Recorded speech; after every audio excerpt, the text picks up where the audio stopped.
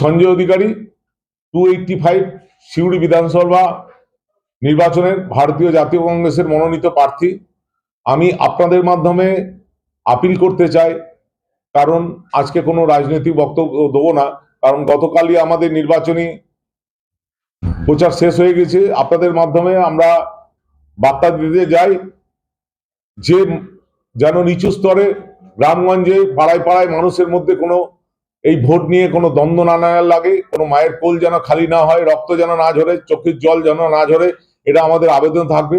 যাকেই ভোট দিন আপনারা একটু চিন্তা করবেন যে ওপরে যারা প্রার্থী হয়েছে, বিধানসভায় যারা লড়াই করছে, তারা নিজেদের মধ্যে তাদের মধ্যে কোনো দ্বন্দ্ব নেই, অথচ আপনাদের মধ্যে কোনো পাড়ায় পাড়ায় পাশের বাড়ির সঙ্গে দ্বন্দ্ব কেন থাকবে?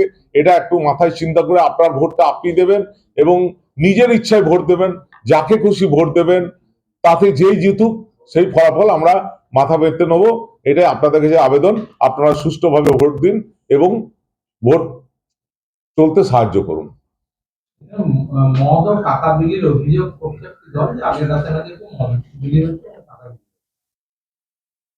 এটা আমাদেরও কানে এসছে, আমরা প্রশাসনকে অলরেডি জানিয়েছি। অলরেডি নির্বাচন কমিশন আগে থেকে হস্তক্ষেপ করেছে, 3 দিন আগে থেকে বন্ধ করে দিয়েছে। 3 দিন আগে থেকে মদের দোকানগুলো বন্ধ করে দিয়েছে।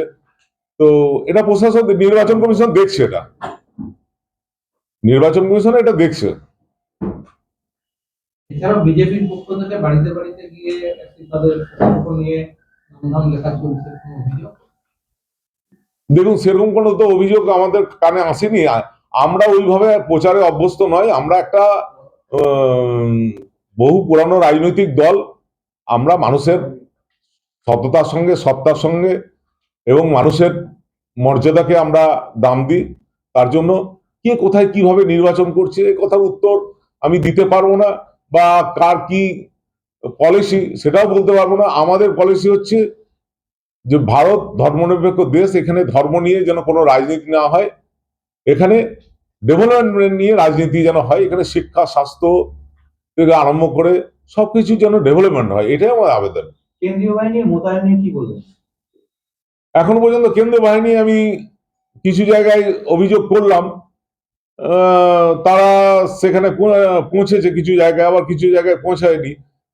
দেখা যাক কালকের দিন কি হয়। এখনো পর্যন্ত তো সব ঠিকঠাক আছে। কোথায় কোথায় পৌঁছেনি, যেমন বক্রেশ্বর, সদাইপুর থানার বেশ কিছু জায়গায় কেন্দ্রীয় বাহিনী টাইম মতো পৌঁছাচ্ছে না।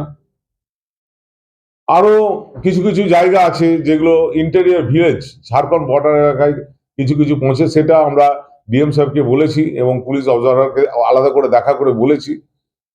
তারা আশ্বস্ত করেছেন যে আপনারা সঙ্গে থাকুন, সহযোগিতা করুন, নির্বাচন নিরপেক্ষ নির্বাচন হবে এবং ভয় নির্ভর নির্বাচন হবে। এখন পর্যন্ত কমিশনের ভূমিকা নিয়ে আমরা সন্তুষ্ট। সেরকম কিছু আমাদের চোখে পড়েনি যে কমিশন কোনো পক্ষপাতিত্ব করছে বা কমিশন কোনো একক দলের হয়ে কোনো কাজ করছে, সেরকম কিছু আমাদের পড়েনি। বিজেপি একটি তালিকা দিয়েছে নির্বাচন কমিশনকে যে কারা কারা গন্ডগোল পাকাতে পারে নির্বাচনের আগের দিন। সেখানে প্রথম নামটি রয়েছে তৃণমূলের প্রার্থী উজ্জ্বল চ্যাটার্জি। কি বলবেন? দেখুন, এগুলো একটা পলিটিক্যাল ইস্যু। এগুলো একটা ইস্যু করে তারা কিভাবে কি করছে জানি না। আমরা সোজা সাপটায় আমরা বলতে পারি, যিনি এখানে থাকবেন, যিনি উন্নয়ন করবেন, সে যেই হোক তাকে আপনারা ভোট দেন। বিজেপি কি ইস্যু করছে, বিজেপি দিদি এবং মোদি একই, মানুষ এটা বুঝতে পেরে গেছে। দিদির লোকরা বিজেপির নামে অভিযোগ করছে আর মোদির লোকরা দিদির নামে অভিযোগ করছে। এই খেলা মানুষ বুঝতে পেরেছে, এই খেলা বেশি দিন চলবে না।